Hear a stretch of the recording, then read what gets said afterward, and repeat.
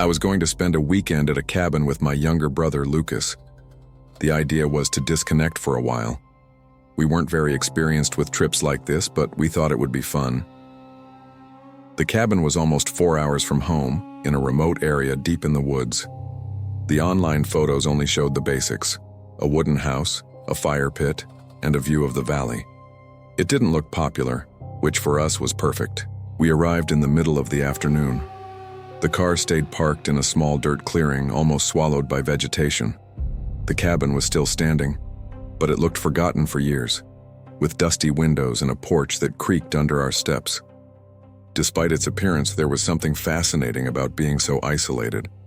We unloaded our things and settled in. While Lucas was arranging the inside, I walked out onto the back porch and stared at the forest. That's when I noticed something strange.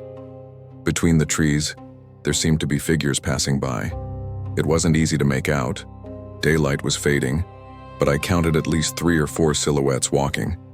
My eyes strained to follow them, but soon they disappeared. When I called Lucas over, nothing was there anymore. At nightfall, we lit a small fire and sat nearby. The silence of the place was almost absolute, broken only by the crackling wood. But after a while, we heard something that made my stomach drop. Voices. Not ordinary conversations, but as if someone were singing in chorus far off, echoing through the trees. It was soft, yet deeply unsettling. We looked at each other, unsure of what to do. The voices lingered for a few minutes, always in the same tone, until suddenly they stopped completely. There was no fading away, no gradual silence. Just nothing. The air grew heavy. The next sound was footsteps, slowly approaching. My heart raced when a man appeared at the edge of the clearing, illuminated by the firelight. He wore a heavy, faded brown coat with blonde hair falling over his face. He smiled strangely and asked, "Do you know if this road leads to a village? I've been trying to get out of here." I answered cautiously, pointing toward the dirt trail. But the feeling was that he already knew exactly where he was. When I asked if he had seen other people in the woods, he paused briefly, then smiled again and said, "I haven't seen anyone. I'm alone." But I knew he was lying. He had come from the exact direction of those voices. I just nodded. He said goodbye and disappeared into the trees. Lucas was just as frightened as I was. We whispered about what might be going on. The whole time I felt eyes watching us. The fear became unbearable. We decided to leave before something worse happened. We put out the fire and started packing. That's when we heard branches snapping behind us. I turned on my flashlight with trembling hands. The same man in the brown coat was standing a few yards away, staring at us with that wide grin. When the light hit his face, it looked even more distorted. Panicking, I switched the flashlight off and pulled Lucas to run down the trail. But now, besides our footsteps, there were others chasing us. Not just his, but more, coming from different directions. The sounds surrounded us, dry leaves crunching under unseen feet. We ran until the forest began to thin out and the main road appeared ahead. The noise of footsteps slowly faded away until it was gone. All that remained was the sound of our ragged breathing. We reached the car without looking back, jumped inside, and drove off as fast as we could. To this day, I don't know who those people were or why they were there. But I know one thing. We never went back to the woods, and probably never will.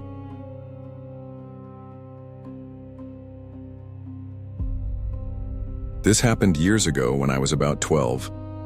It was summer, and I usually spent the whole day playing on my Nintendo Wii or watching cartoons on TV. Sometimes I would go outside or hang out with friends, but on that particular day it was pouring rain, so I stayed inside.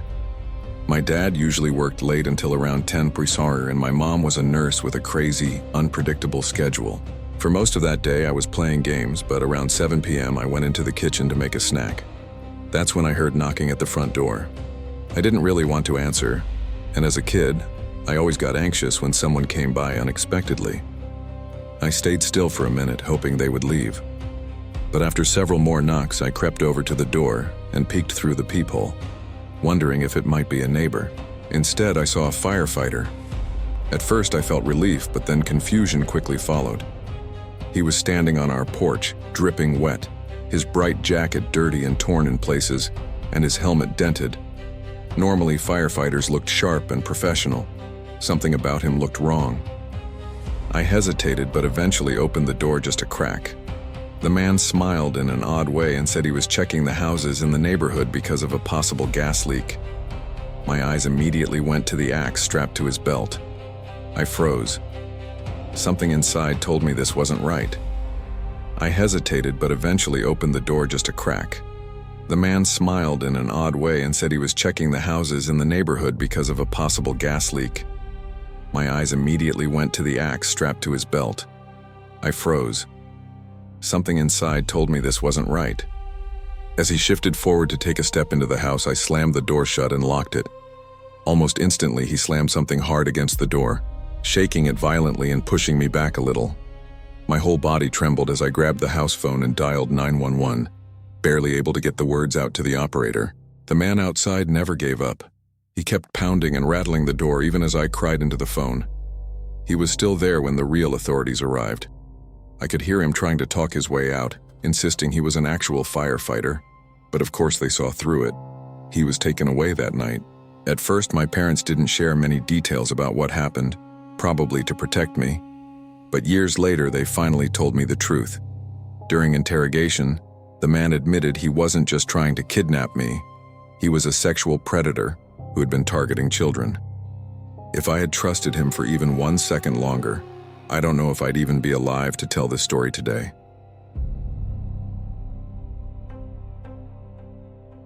I had been working the night shift at a small motel off the interstate for a couple of months. Most nights were dead quiet, just the hum of the vending machines and the occasional traveler checking in. I usually sat at the front desk, reading or scrolling on my phone, trying not to doze off before morning. That night started the same as always. A few guests came in early, paid for a room, and disappeared down the long hallway. By midnight, the place was silent. I turned the TV on low for background noise and started going through some paperwork. Around 1 a.m., I noticed headlights sweep across the lobby windows. A car pulled into the lot and parked near the entrance. Nothing unusual about that, except nobody came in. 5 minutes passed, then 10. The car was still there, idling, lights off, but no door ever opened. I leaned over the counter, trying to get a better look, but the glare on the glass made it impossible. Eventually, I shrugged it off, figuring maybe the driver was just resting. About 20 minutes later, I nearly dropped my pen when I looked up. A man was suddenly standing in the hallway. I hadn't seen or heard the front door open. He was tall, gaunt, wearing a dark hoodie that clung to him from the rain outside. He didn't approach the desk right away. He just stood there, staring down the hall like he was waiting for something. I cleared my throat and asked if he needed a room. Slowly, he turned his head toward me, his face half hidden by the shadow of his hood. His voice was low when he finally spoke. "I just need to look around." Something about the way he said it made my skin crawl. He walked a few steps, glanced into the vending area, then the hallway again, all the while flicking his eyes back to me. After less than a minute, he spun on his heel and walked out the front doors. Confused, I rushed around the counter to watch him leave. The car was still in the lot, but instead of getting in, he walked right past it and vanished into the dark field behind the motel. Shaken, I pulled up the camera feeds. It didn't take long to find him. He had slipped quietly out of the car, then spent nearly 15 minutes pacing along the back wall of the building before finally entering. What he was doing back there, I couldn't see. Those cameras didn't cover the area. The police came after I called them, but by then the car was gone. Abandoned records showed it had been reported stolen weeks before. No trace of the man was ever found. To this day, I don't know what he was looking for inside that motel. But I'm certain of one thing: I wasn't the one he came for. And I don't think he left empty-handed. I've always been into urban exploration, and one of the most talked about spots near my town was an abandoned hospital on the outskirts of the city. It had been closed for decades, and people always whispered about strange noises and shadows in the windows at night. One Friday, I finally worked up the courage to go with 2 friends. We got there just before midnight. The building looked massive up close, its windows shattered, walls covered in graffiti, and vines crawling up the bricks. We squeezed through a side entrance where the door had rusted off its hinges. Inside, the air was damp, heavy, and carried the faint smell of mold and something metallic. Armed with flashlights, we wandered through long, empty hallways lined with peeling paint and broken gurneys. At first, it was almost exciting, like exploring a movie set. But then we started hearing things, faint echoes that didn't belong to us. It sounded like someone walking a floor above, slow and deliberate. We froze and listened. The steps stopped the moment our lights swung upward. Trying to play it cool, we pushed deeper into the building, but every so often, there it was again. Footsteps, always keeping pace with us, never too far away. When we reached the old operating wing, my friend dared to peek into one of the rooms. The door creaked open and our flashlight beams cut across rusted tables and smashed cabinets. Then I noticed something that made my stomach twist. Fresh footprints in the dust leading further inside. They weren't ours. Panic set in, and we decided to head back. But as we retraced our steps, the sound of movement grew louder, this time behind us. We hurried down the hallway, and just before turning a corner, I glanced back. For the briefest second, I saw a tall figure standing at the end of the corridor, completely still, watching us. We bolted, our footsteps echoing through the halls. Somehow we found the side exit and spilled out into the night air, gasping. When we turned to look back, the doorway was empty, no one following. Later, I checked the photos I had taken inside. Most were blurry from how shaky my hands were, but one made my blood run cold. In the background of a hallway shot behind us was the faint silhouette of someone tall and thin, standing exactly where we had just been. I've never gone back to that hospital, and sometimes I wonder if whoever or whatever was inside that night is still wandering those halls, waiting for the next group of explorers.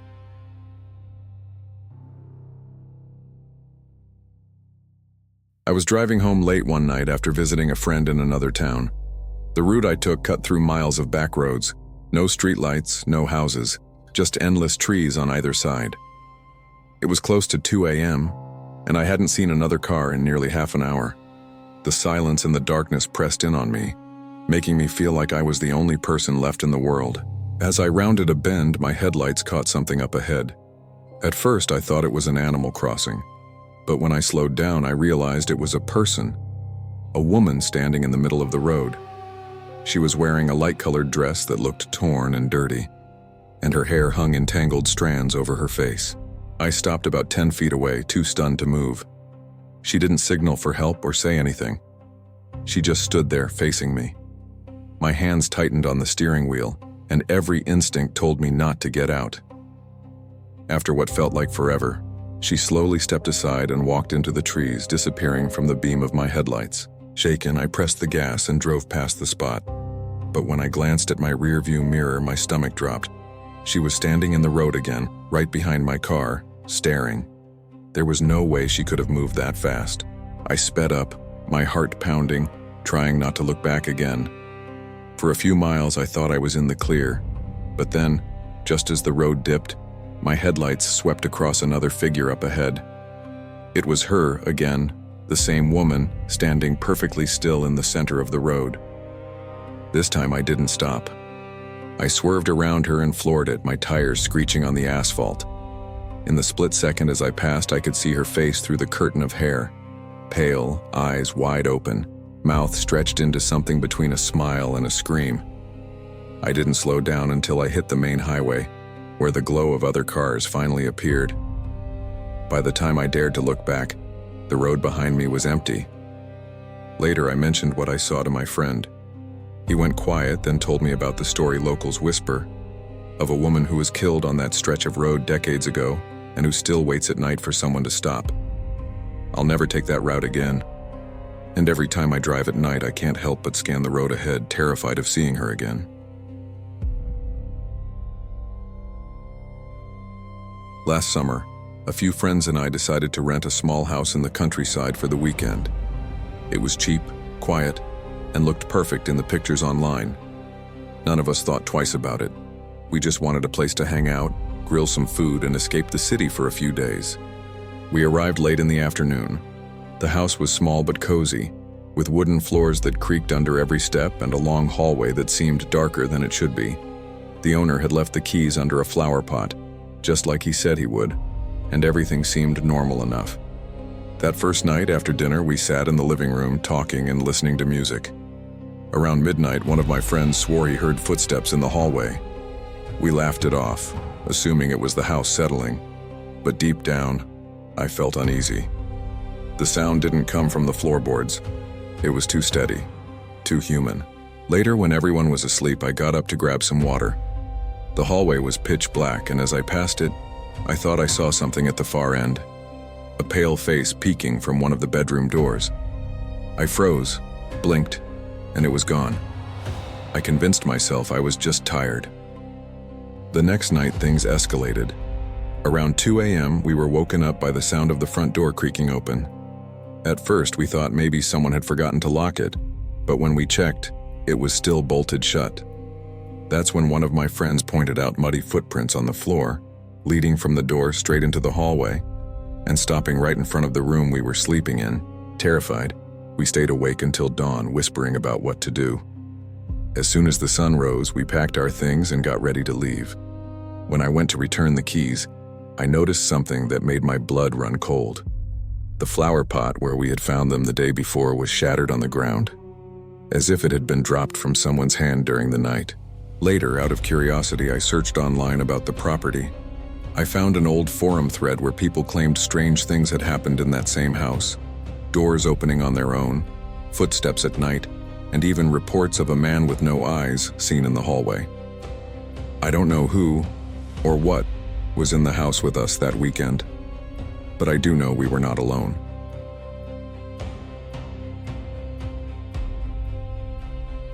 It happened a few years ago on a late autumn night when I was driving back home from visiting relatives in the countryside. The route was long and mostly deserted, narrow rural roads winding through endless fields and patches of forest. By the time I left their house, it was already past midnight. I remember thinking that I just needed to push through the drowsiness, get home, and crash into bed. About an hour into the drive, my car began to sputter. At first, I thought it was nothing serious, maybe just a hiccup. But then the engine coughed, the headlights flickered for a second, and before I could even pull over, the car gave out completely. I managed to steer it to the shoulder of the road, but the silence that followed was suffocating. I tried the ignition over and over again, but it was useless. My phone had no signal out there, not even a single bar. The only light came from the pale glow of the moon and the dim dashboard inside the car. On either side of the road, tall grass swayed in the wind, and the tree line beyond seemed to press closer the longer I sat there. At first, I told myself to stay calm. Cars had to pass by eventually. Maybe I'd wave someone down, ask to use their phone, or catch a ride to the nearest town. But as the minutes crawled by, the road stayed completely empty. The quiet was unnerving. No crickets, no owls, not even the occasional distant bark of a dog. It was the kind of silence that makes your ears ring. Nearly an hour must have passed before I finally saw headlights approaching. Relief washed over me, and I jumped out of the car, waving my arms like a drowning person spotting a lifeboat. The vehicle slowed down and pulled up right behind mine. It was an old pickup truck, the kind you'd expect to see hauling hay bales or farm tools. The paint was faded, the headlights dim, but in that moment, it looked like salvation. The driver's door creaked open, and a tall, thin man stepped out. He wore a cap pulled low over his forehead, and his jacket looked too big for his frame, hanging loose on his narrow shoulders. He didn't greet me. He didn't even smile. For several long seconds, he just stood there in the glow of his headlights, staring. Finally, in a voice so quiet I almost didn't catch it, he asked if I needed help. "Yes, thank God," I said quickly, explaining that my car had broken down and I didn't have any cell signal. He didn't respond right away, just nodded slightly and began walking slowly around my car, dragging his hand across the metal as if inspecting it. That's when I noticed something that made my skin prickle. The passenger side door of his truck was ajar. Through the crack, I could see someone sitting inside. Whoever it was didn't move, didn't lean forward, didn't even look in my direction. They sat perfectly still, facing straight ahead, like a mannequin propped up in the seat. I tried not to stare, but the longer I looked, the more wrong it felt. Their posture was too stiff, too unnatural. I couldn't even make out their face, just a dark silhouette against the windshield. The man circled back to me and stopped a little too close, his breath visible in the cold air. He tilted his head and said something that made every instinct in my body lock up. "You should get in the truck. We'll take you somewhere safe." The way he said "we" sent a shiver through me. My throat went dry, but I forced myself to shake my head. "No, it's fine. I'll wait for a tow. Someone will come by eventually." For a moment, he just stared at me, expressionless. The silence stretched so long I could hear my pulse pounding in my ears. Then his jaw tightened. Without another word, he turned and walked back to the truck. The figure inside still hadn't moved an inch. The door slammed, the engine growled, and the truck pulled away slowly. I stood frozen in the middle of the road, watching until the red glow of the taillights disappeared into the distance. Only then did I stumble back into my own car, lock the doors, and sit trembling in the dark. It was hours before another vehicle passed. This time it was a real tow truck. The driver was older, kind-looking, and the relief I felt nearly brought me to tears. As he hooked up my car, I told him about the pickup. He frowned and shook his head. "You're lucky," he said. "People around here know better than to stop on this stretch after midnight. Couple of folks went missing years back, all after accepting rides from strangers, and every story started with an old pickup truck. Even now, I don't know who the man was or who or what why I was sitting in the passenger seat. But I know one thing for certain. If I had stepped into that truck, I wouldn't be here to tell this story."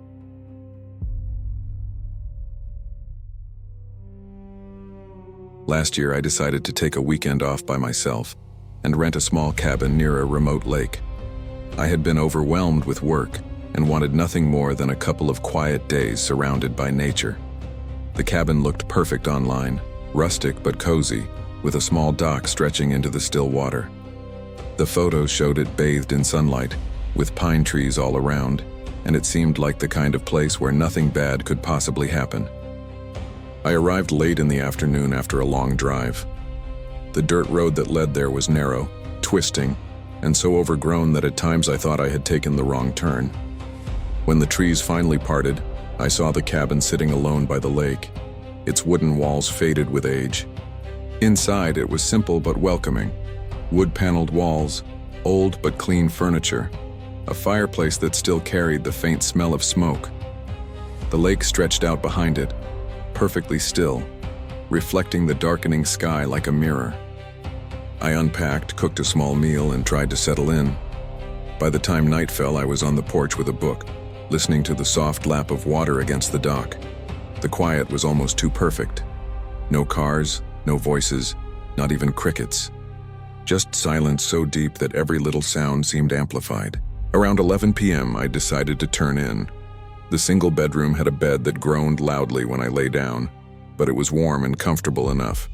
Sometime in the night, I woke up to a sound that didn't belong. At first, it was faint, like something tapping against wood.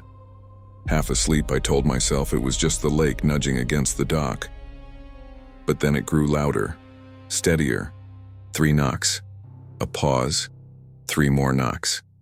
They weren't random. They were deliberate, and they were coming from the porch. My chest tightened as I slipped out of bed and moved to the window. The night outside was heavy, the moonlight weak through the trees. At first, I saw nothing. Then, at the very end of the dock, I spotted a figure. It stood perfectly still, tall and narrow, facing the cabin. The knocks had stopped, but the figure didn't move. My eyes strained against the dark, trying to see a face, but all I could make out was the pale oval of a head. For what felt like forever, it stayed there, silent. Finally, it turned slowly, walked down the dock, and disappeared into the tree line. I hardly slept. When the sun rose, I forced myself onto the porch. The railing had fresh scratches, long gouges peeling away splinters, as if something heavy had been dragged across it. I tried to rationalize. Maybe it was a drunk fisherman, maybe some local messing around, but deep down I knew it wasn't. The second night confirmed it. Around 2 a.m., the knocking started again. Louder this time. Slow, rhythmic, like a cruel game. I crept to the window with shaking hands, expecting to see the figure on the dock again. But it wasn't there. It was on the porch, just a few feet from the door. I tried to rationalize. Maybe it was a drunk fisherman, maybe some local messing around, but deep down I knew it wasn't. The second night confirmed it. Around 2 a.m., the knocking started again. Louder this time. Slow, rhythmic, like a cruel game. I crept to the window with shaking hands, expecting to see the figure on the dock again. But it wasn't there. It was on the porch, just a few feet from the door. I packed in a hurry that morning, barely taking the time to eat. When I went to return the keys to the little lockbox by the porch, I noticed something chilling. The box was open. The keys were gone. Later, curiosity got the better of me, and I searched online again. Buried among the glowing reviews was one I hadn't noticed before. Beautiful place, very peaceful, but strange things happen at night. Never look directly at the dock. I don't know who or what came to the cabin those nights, but I know I'll never go back to that lake again.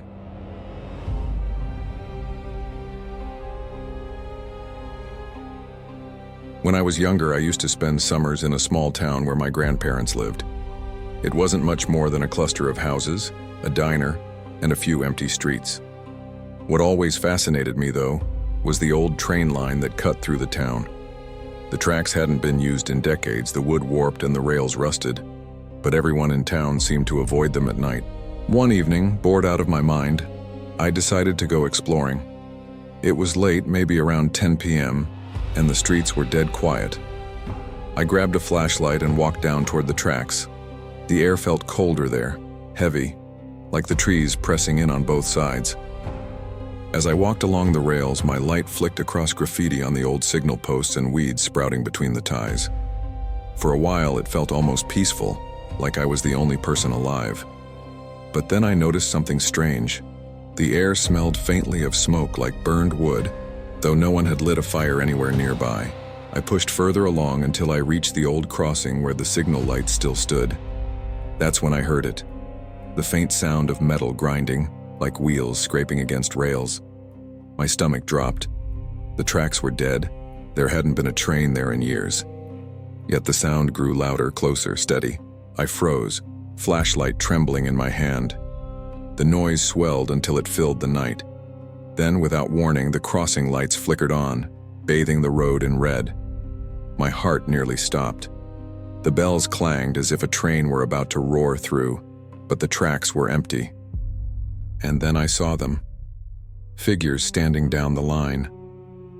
At first it looked like just shadows, but as my light caught them, I saw the outlines of people, maybe a dozen, standing perfectly still on the tracks. Their heads were all turned toward me. I stumbled back, but the moment I looked away, the sound changed. It wasn't grinding metal anymore, it was screaming. High, shrill, overlapping voices echoing off the trees. I swung the flashlight back to the tracks, and the figures were gone. Panicked, I ran as fast as I could, tripping over the uneven wood ties until I finally reached the road again. The lights at the crossing were still flashing, bells still clanging, though no train ever appeared. I didn't stop running until I burst back into my grandparents' yard, gasping for breath. The next day, I tried to convince myself I had imagined it, that maybe the lights had malfunctioned. But later, when I asked my grandfather about the tracks, his face grew pale. He told me the line had been shut down after a massive accident decades ago. A passenger train that derailed and caught fire right near that crossing. Dozens had died, many of them never identified. I've never gone back to those tracks at night, and sometimes when I hear the distant hum of trains in other places, I can almost swear I hear those screams again, layered beneath the sound of the wheels.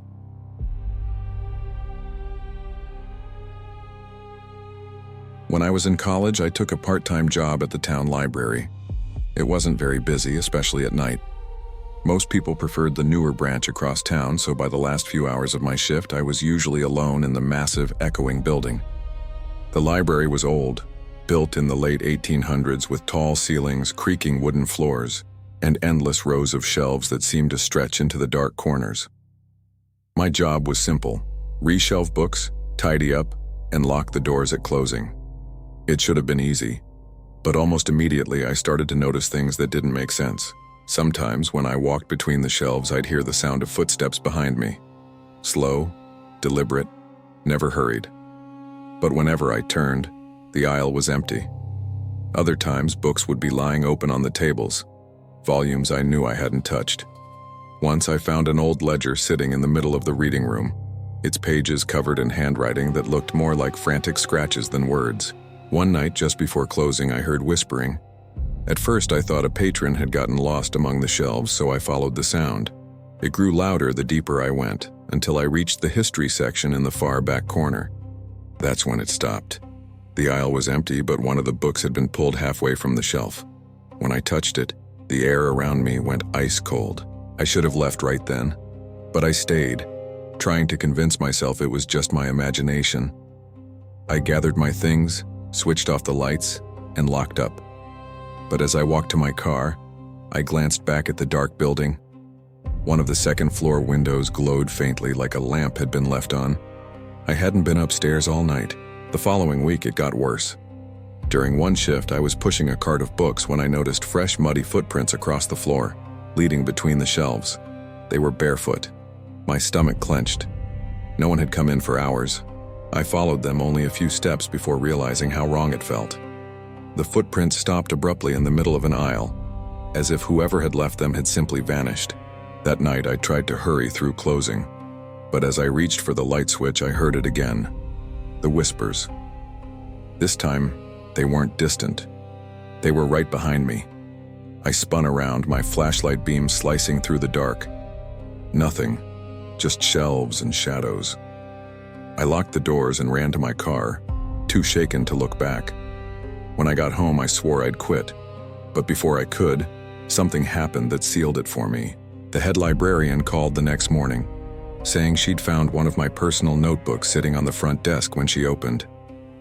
The problem was, I'd left that notebook locked in my backpack at home.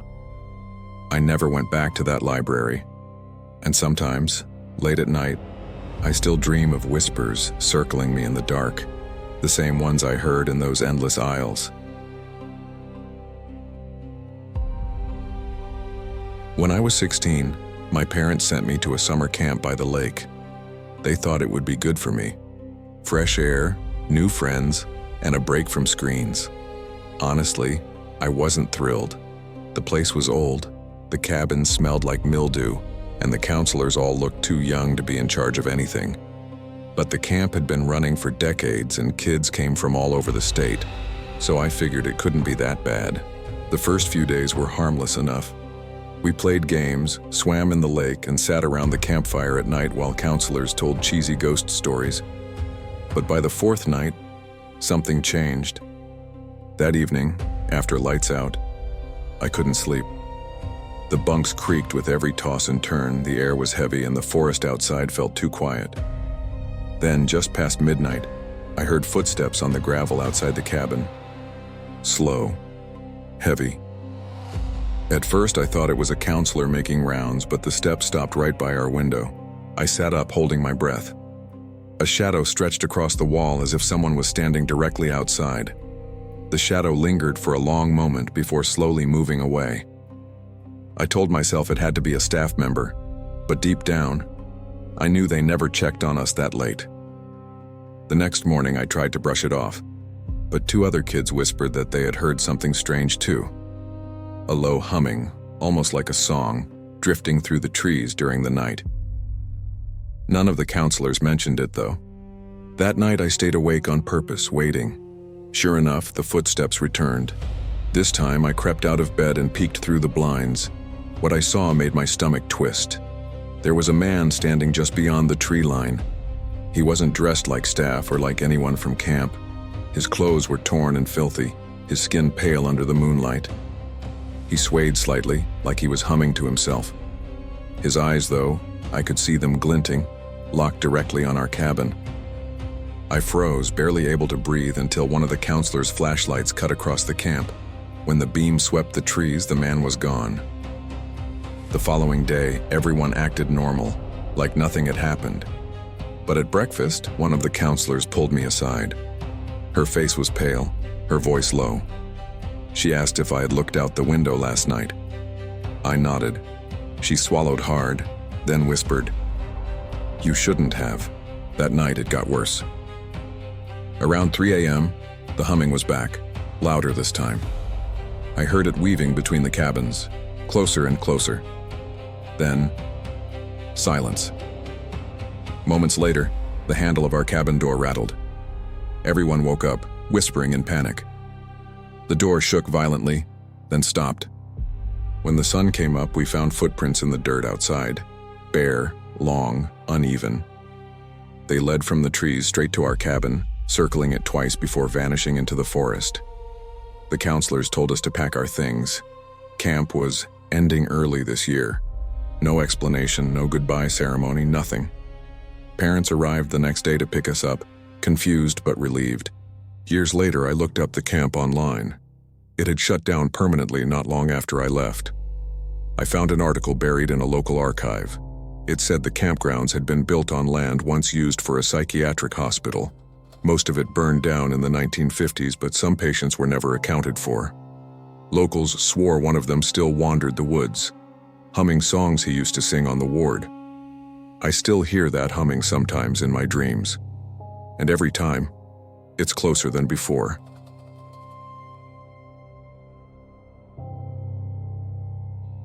I grew up in a 2-story house that had one feature I always hated: the cellar. Unlike most basements, ours wasn't for storage or laundry. It was just a dark, narrow space beneath the house, with stone walls and a dirt floor. There were no windows, no lights except for a single dangling bulb, and the air always smelled like damp soil. My parents kept it locked, saying it wasn't safe to wander down there because of mold and loose boards. But when I turned 17, they started sending me to fetch things: old boxes, tools, even firewood stacked near the back. I hated every second of it. The moment I opened the heavy door, it felt like the air got thicker, colder, as if the cellar were breathing. The first few times I went down, I told myself it was just my nerves. But one night, I swear I wasn't alone. As I pulled the chain on the bulb and its weak yellow light flickered to life, I saw impressions in the dirt, fresh footprints, larger than mine, circling the room. I froze, then ran back upstairs, insisting to my parents that someone had been down there. They brushed me off, saying I was imagining things. After that, I started hearing it, faint shuffling below us when the house was quiet, as if someone was pacing back and forth underground. At first, I thought it was rats, but the steps were too heavy, too deliberate. Sometimes I could even hear breathing, slow and uneven, drifting up through the cracks in the floor. One night, when my parents were out, curiosity and fear twisted together until I couldn't stand it anymore. I took a flashlight and went down. The bulb barely lit the space, so I swept the beam across the cellar. That's when I saw it. At the far end, where the dirt floor sank slightly lower, stood a figure. Tall, gaunt, its skin almost gray and its eyes reflecting the beam like glass. It didn't move when I froze, didn't blink. It just stood there, watching me. I stumbled backward, tripping on the steps, scrambling up and slamming the door shut. My hands shook so badly I could barely turn the key in the lock. For hours I sat pressed against the door, listening. There was nothing, no scratching, no banging, just silence. The next morning I told my parents. They finally agreed to check. But when we opened the door, the cellar looked empty. No footprints, no figure. My father shrugged, annoyed, and said I was letting ghost stories get in my head. I wanted to believe him. Until that night. Lying in bed, half asleep, I felt a vibration in the floor. Then came the sound. Slow, deliberate steps, rising from beneath me. My heart pounded as I stared at the ceiling, paralyzed. The steps grew louder, closer, until they reached the base of the stairs, and then the sound of the cellar door creaking open. I never slept in that house again. 2 years ago, I rented a small apartment on the top floor of an old boarding house. The rent was cheap, the neighbors were quiet, and the building had a certain faded charm. But there was something about the place that never felt right. The hallways were too narrow, the walls too thin, and at night the entire building seemed to sigh with every gust of wind. The landlady was kind but strict. She told me on the first day, "Never leave your door unlocked. And if you hear knocking after midnight, don't open. It's just the pipes." She smiled when she said it, but her eyes didn't. At first, I ignored the warning. The first few weeks were uneventful. I'd come home late from work, eat something simple, and collapse into bed. But slowly, things started to change. It began with sounds in the hallway. I'd hear footsteps shuffling outside my door in the early hours of the morning. They would stop right in front of my apartment and remain there, silent, for what felt like hours. Whenever I looked through the peephole, there was nothing. Just the dim, flickering bulb at the end of the corridor. One night I woke to the sound of my doorknob turning, slowly, back and forth. My heart froze as I sat in bed staring at the door. It rattled for a few seconds, then stopped. The silence that followed was worse than the sound. The next morning I asked a neighbor if they had heard anything. They grew pale, shook their head quickly, and walked away without answering. That same week I started finding things in my apartment moved. Nothing major at first. A chair slightly out of place, a glass set on the counter instead of the table. But then, one evening, I returned home to find my bedroom door closed. I never closed it. Inside, everything looked normal except for one detail. On the pillow was a deep indentation, as if someone had been lying there. I hardly slept that night. Around 3 a.m., I heard the footsteps again, stopping right outside my door. But this time, there was no knock. Instead, I heard breathing. Slow, steady breathing, just beyond the thin wood. The landlady must have heard it too, because I could make out her voice from down the hall, trembling as she shouted, "Go back to your room. You don't belong here anymore." The breathing stopped. The footsteps retreated. But I couldn't shake the feeling that whatever it was hadn't really gone.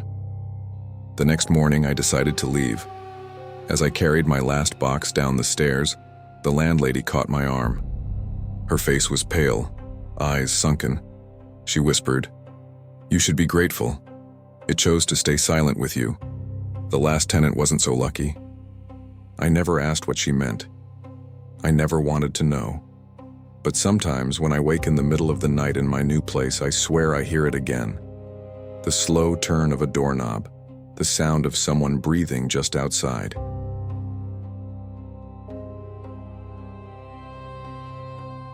I used to work the night shift at a small security booth on the edge of an industrial park.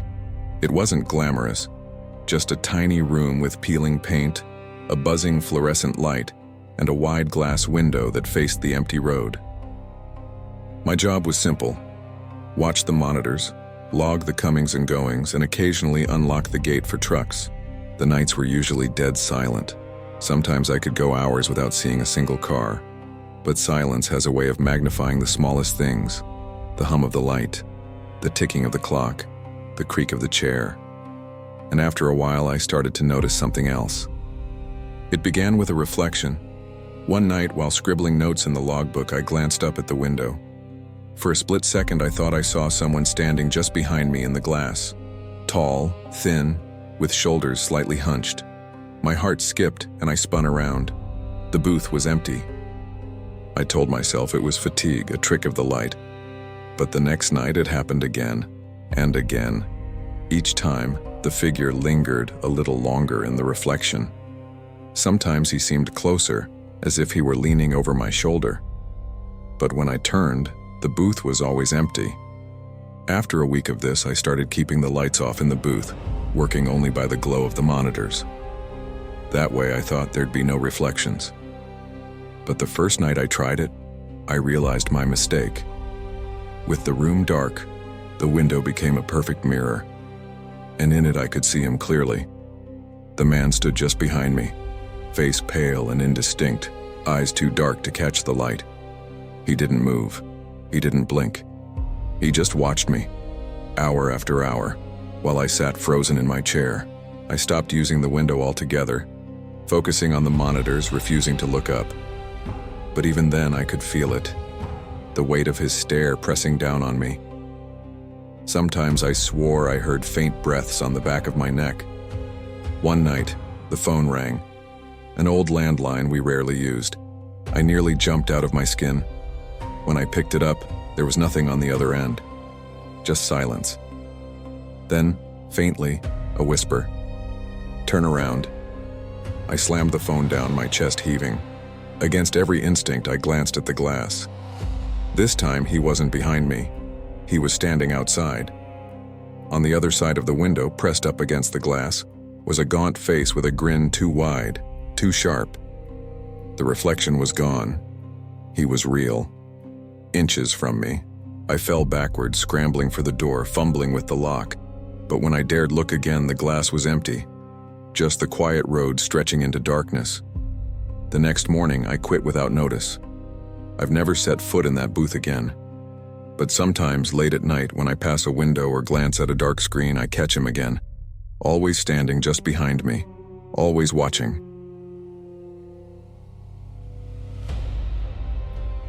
I never liked working nights, but the job offer came at a time when I couldn't refuse.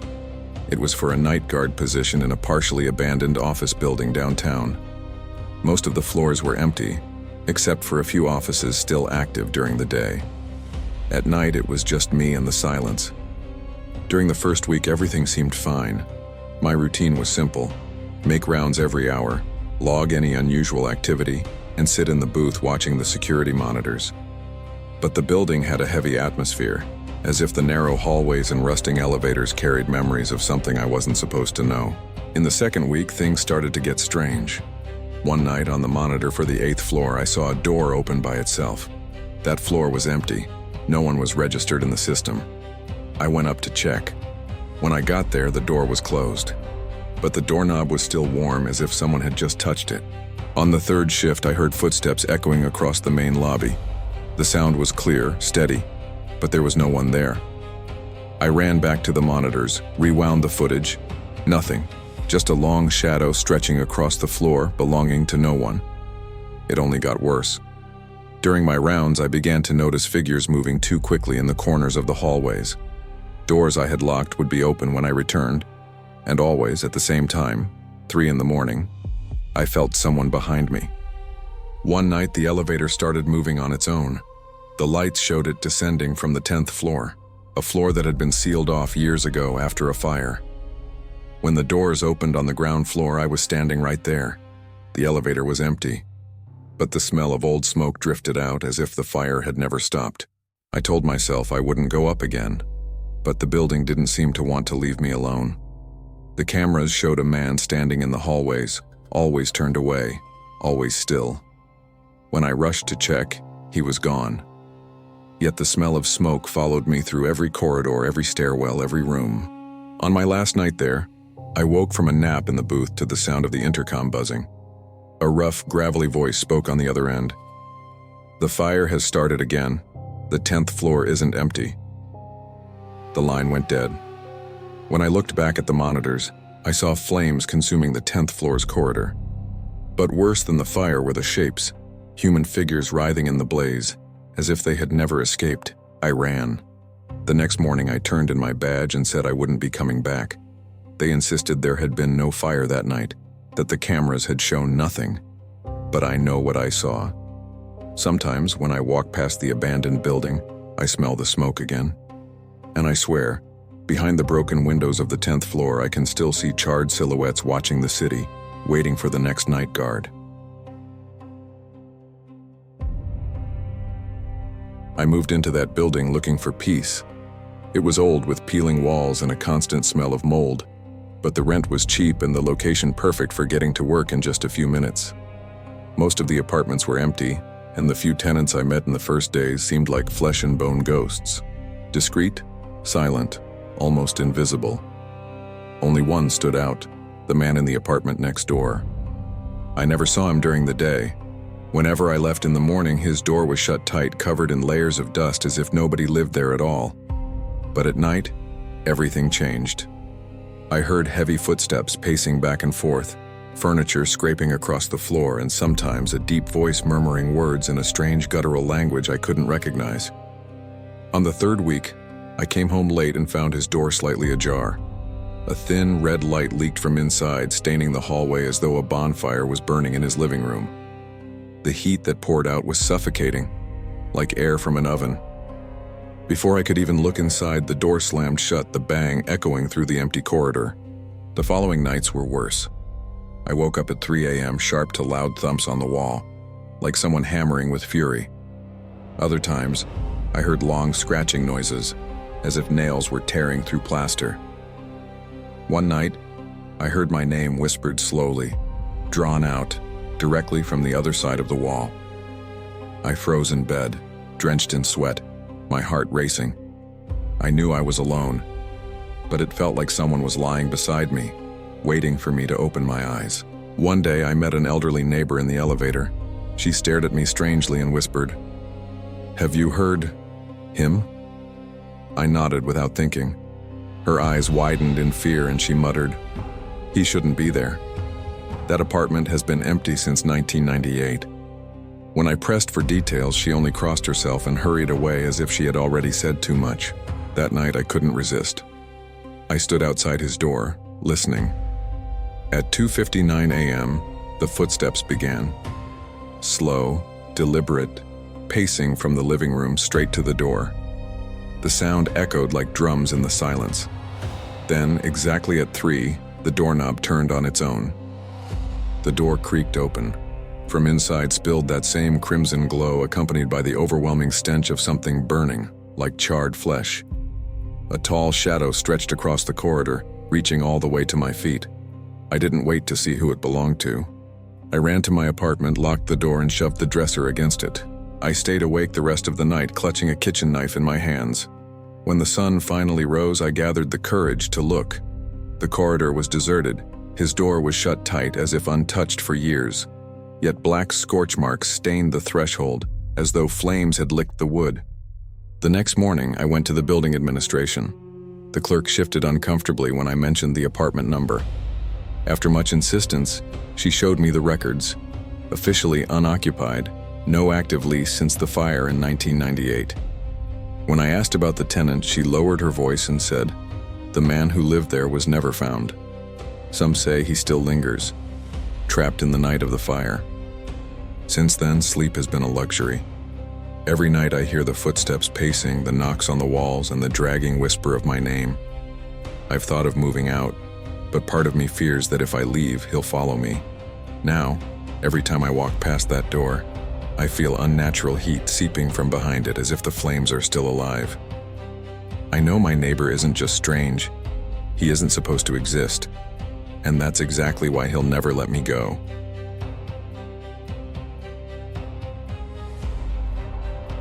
I've always enjoyed traveling alone, so I didn't think twice when I booked a room in an old hotel downtown. The place had the charm of another era. Dusty crystal chandeliers, worn-out carpet, narrow corridors that smelled of damp wood. The receptionist, an older woman with a quiet voice and nervous eyes, handed me the key to room 209 without even asking the reason for my stay. The moment I stepped inside, I knew something was wrong. The room was clean, but the air was heavy, suffocating, as if no one had opened a window in decades.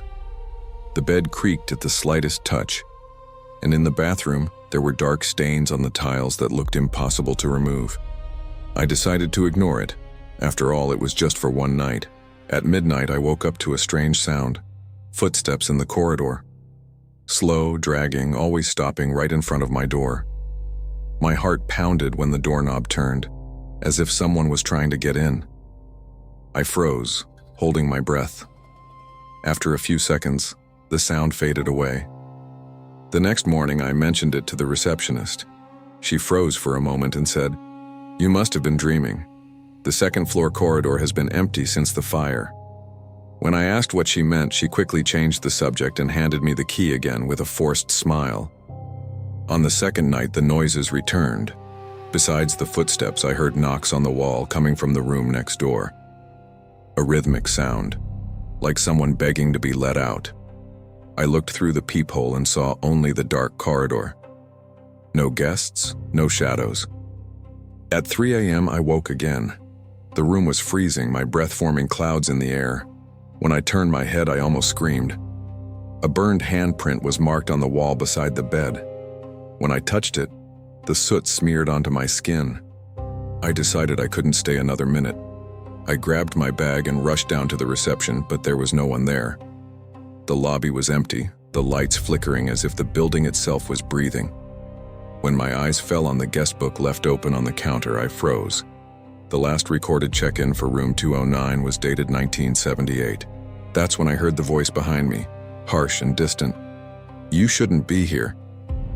I spun around, but the lobby was deserted. I ran into the street without looking back. Later, when I told people about the hotel, they insisted the building had been shut down more than 40 years ago, after a fire that killed several guests on the second floor. I still have the key to room 209. I can't seem to get rid of it. No matter how many times I throw it away, it always reappears among my belongings. Cold, covered in ash.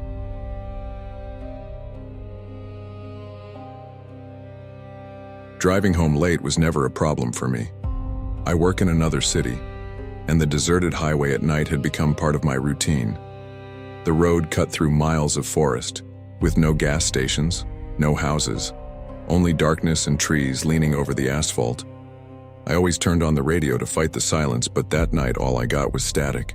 It was almost 2 a.m. when I saw something unusual. A car was parked on the shoulder, hazard lights flashing. I slowed down, ready to offer help, but quickly noticed there was no one inside. The driver's door was wide open, and the keys were still dangling from the ignition. It looked as though someone had abandoned it in a hurry. I kept driving, trying not to dwell on it, but the feeling of being watched lingered.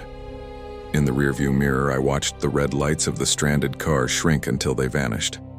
I took a deep breath, convincing myself I'd be home soon. That's when I saw something impossible. A few hundred feet ahead, another car stood by the road. Same model, same flashing lights, same open door. This time I didn't slow down. I sped past, my hands slick with sweat on the wheel. In the mirror, I caught a glimpse of a tall figure standing behind the car, perfectly still, face swallowed in darkness, featureless. The road stretched on endlessly. The usual mile markers and reflective signs had disappeared, just the yellow line running into the horizon. I glanced at the dashboard clock and froze. The minutes weren't moving. It was always 2:07. Then the radio crackled again, but not with static. A metallic voice spoke, low and broken. It wasn't music nor any station I recognized. It was my name, repeated over and over, with a rhythm that sounded disturbingly like breathing.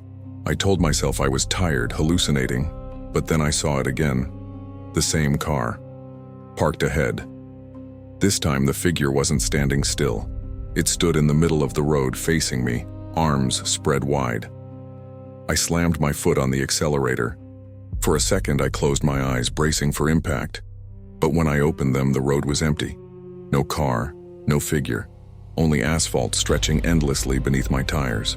Finally, after what felt like hours, I saw the entrance to my city. The clock began ticking normally again, 3:18. I parked in front of my house and let out a shaky breath. But as I stepped out, my legs nearly gave way. On the passenger seat, which had been empty when I left work, lay a rusty set of keys. Exactly like the ones I'd seen dangling in the abandoned car. I threw them in a drawer, but the next night when I got into my car for work, they were there again on the passenger seat. Cold, metallic, as if someone had been riding with me. Since then, I've dreaded that highway. But I know sooner or later I'll have to drive it again, and I fear that next time I won't make it out. When I found the rental house, it seemed like the perfect opportunity. A quiet refuge in the countryside, surrounded by old trees, far from the city noise. The price was absurdly low for such a large property, but the landlord didn't seem interested in negotiating. He just wanted someone to live there. On the very first night, I felt something was wrong.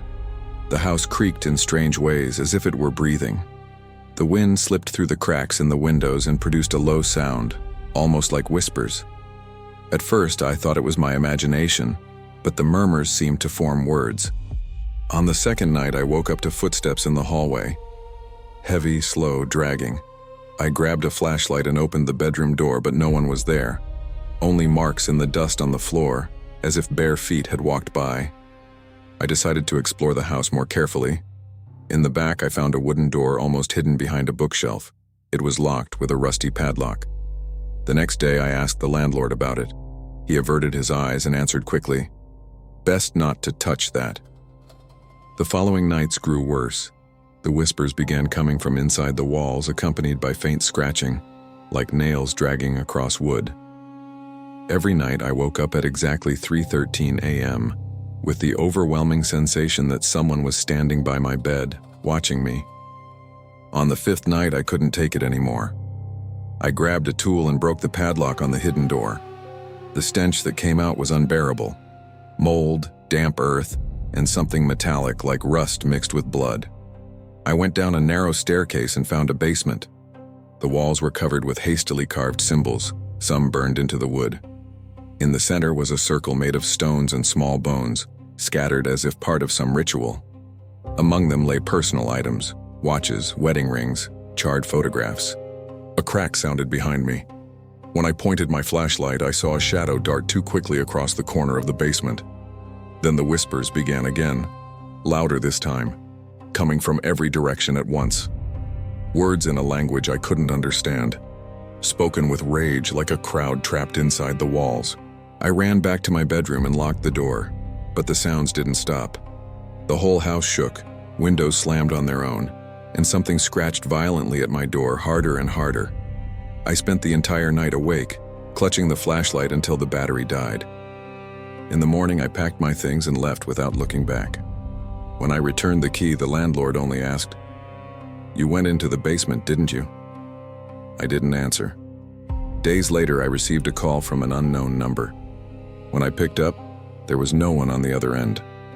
Just the same low whisper repeating my name. I still keep one of the burned photographs I found in the basement. I don't know why I couldn't throw it away. Sometimes I wake up in the middle of the night certain that I can hear voices coming from it, as if the people in the picture were still trapped in that house.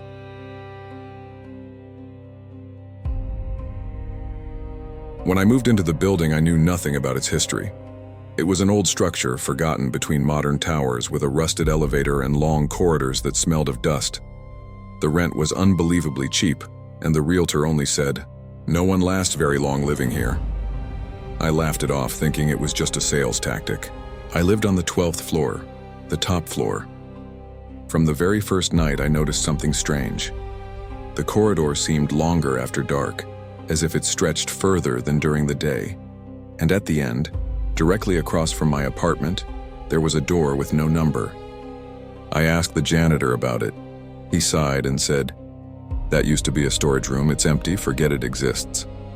But I couldn't forget, because every night at exactly 3 a.m., I heard knocks from the other side. 3 slow knocks, like someone asking to be let out. By the third week, I woke to whispers calling my name. They seeped through the walls, louder each night, until I felt watched even in the shower. A faint smell of smoke drifted through the hallway, though no alarm ever went off. One neighbor from the 11th floor stopped me in the elevator and whispered, "If you hear the knocks, don't open it. Never open it." I asked what he meant, but he only lowered his head and said nothing more.